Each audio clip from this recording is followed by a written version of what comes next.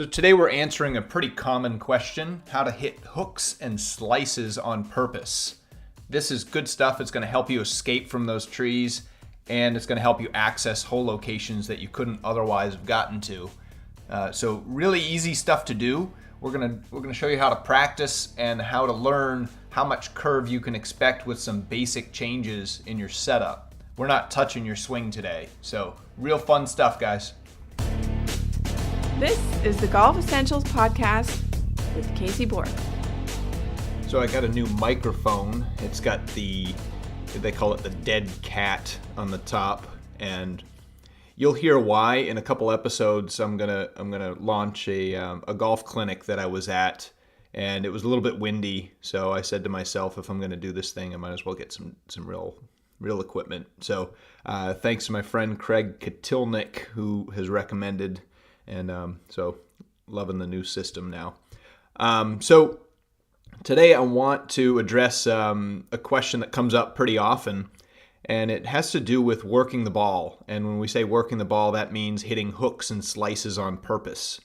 And the tricky part with that, I guess the simple thing to think about is it's really easy to hit a slice. You just set up with the club face open and make your normal swing, and the ball will start right and it'll slice even further right. And if you want to hit a hook, just start with the club face pointing to the left, make your normal swing, and do the same thing. So the tricky part is calibrating that. And I'm a big believer in, especially when you get out nervous and if you're playing more competitively, it's awfully nice to have an idea of how much it's going to curve so that you can actually try to gain some accuracy with where the ball's ending up. And, unfortunately, my friends, that takes just a little bit of practice. I know that's the thing that nobody wants to hear. But the good news is it's not real hard work. It's probably one afternoon on the range for an hour or so, or even less, and you're going to have a really good idea. So the first thing that I would do is consider having sort of benchmarks in terms of how much you're opening or closing the club face. So when I say that we open, or let's say we're going to try to hit a slice. If we open the club face, you need to know how much is open. Are you opening it just 3 degrees, or are you opening it, 45 degrees? And what is the amount of curve that you're going to see as a result? So for all of your clubs, and I recommend experimenting going through your entire bag, because the amount that the ball is going to curve on you is influenced by the face angle of the club. So your flatter, sort of less lofted clubs like the driver or a 1-iron, if you're crazy enough to be carrying one, is going to curve a lot more than your sand wedge. Okay? So when you're practicing, we want to go through the bag and experiment with all the clubs. But with any of your clubs, I know that we don't normally play the ball in the middle of our stance with many of our clubs, right? We move the ball forward with our driver and everything. But in terms of benchmarking how much we're going to open or close the club, let's at least position the club right in the middle of our stance so that, it's equidistant from your left foot and your right foot. And the benchmarks I like to use is pointing the grooves of the club either at my left toe or my right toe. So you're effectively rotating the club the same number of degrees in either of the directions, and that's going to be your benchmark. Down the road, you can refine that, and you can say, okay, I'm going to rotate it half the distance. If you don't need as much curve, I'm going to rotate half the distance to my toe, or 3/4, or 1.5 the distance to have a big curve, that sort of thing. But starting out, just rotating to your toes is a really good benchmark.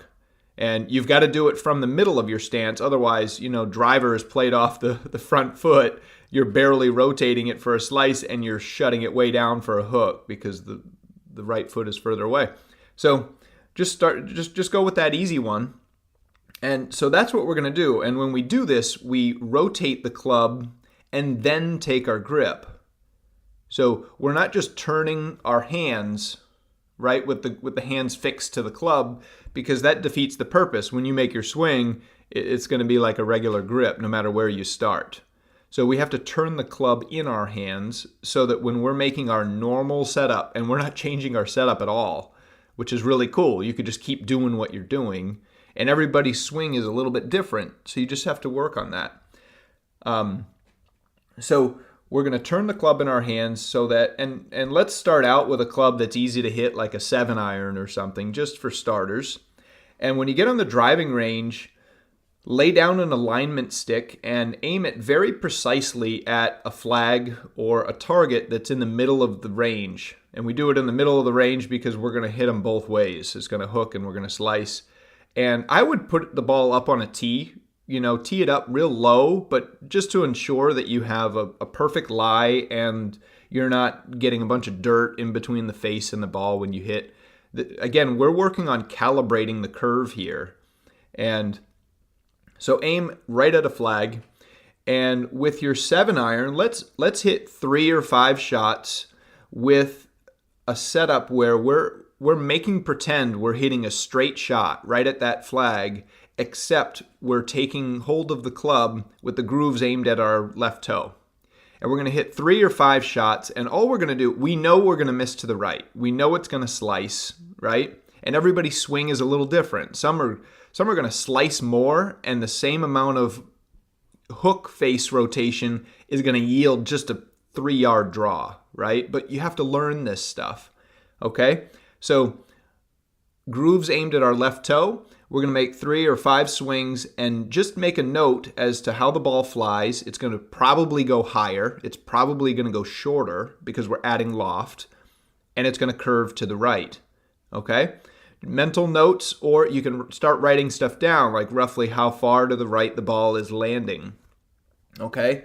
Now, the cool part is when we get on the golf course, you can take that angle that we've noticed. Let's say the ball ends up 15 yards to the right of the flag in most cases on average. Then we just transpose that angle, and that's how far to the left that we have to aim in order to have the ball end up at the flag. But we're not doing that yet. Okay, so with the 7-iron still in hand, we're going to go back and we're going to rotate the face so that the grooves of the club are pointed at our right toe. And then we're going to hit some shots and we're going to watch some hooks. Okay, people watching you on the range are going to think you're hitting it all over the place, but who cares? Okay, so that's what we're going to do. We're going to calibrate the hook and the slice. Make a note. It may not be balanced, right? If you've got a swing that comes across the ball in some way, it may not be balanced, but when you hook the ball, it's probably going to go lower. It's probably going to go longer, right? And when the ball hits, it's going to run out. It's going to chase, especially with your longer clubs. Okay, so this is all really valuable information. So watch the ball all the way until it lands, and that's going to be really, really valuable information.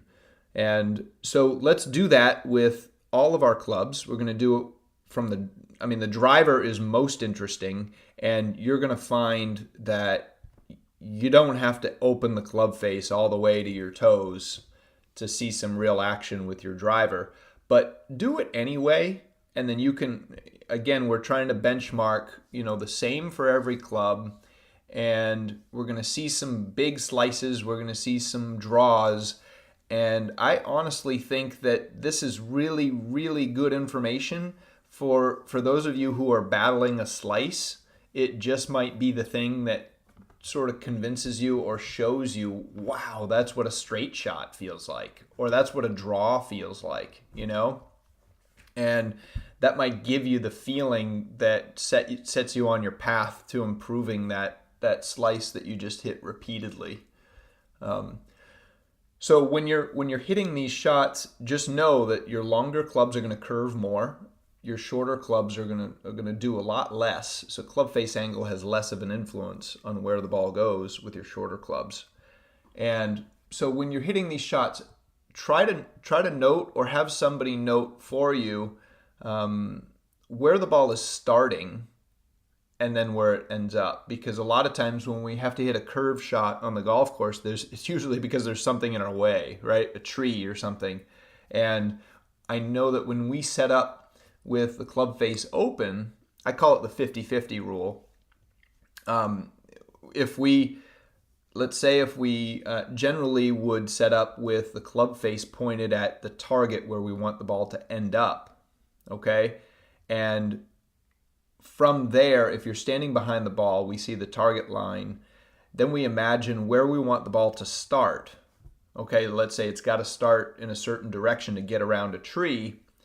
Take that distance, right, the distance from the target line to where you need it to start, and double it, right? Let's say you're hitting a cut, you need it to start 10 yards left, but we need to swing the club 20 yards to the left in order to get it to start 10 yards left.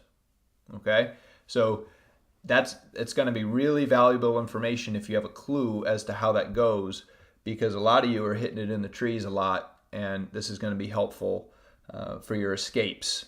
And when you get real good, it's going to helpful access flag locations that you may not otherwise have access to, right? If you love to hit a draw, you get that back right hole location, really tough for you to get at. So this is going to be really valuable information. I would do this, weekly for a while. It's just a really good practice routine to learn about what kind of shots you're able to hit with these minor adjustments. So benchmark your cuts and draws, and do half the distances as well from to your toes, and you're going to find that you can hit almost any shot in the bag with a little bit of practice. Hope that helps, guys. Hey, if you like my stuff, guys, be sure to subscribe, share it with your buddies, and shoot me any questions you have. I'll be sure to do my best to tackle it in my next episode. Thanks, guys.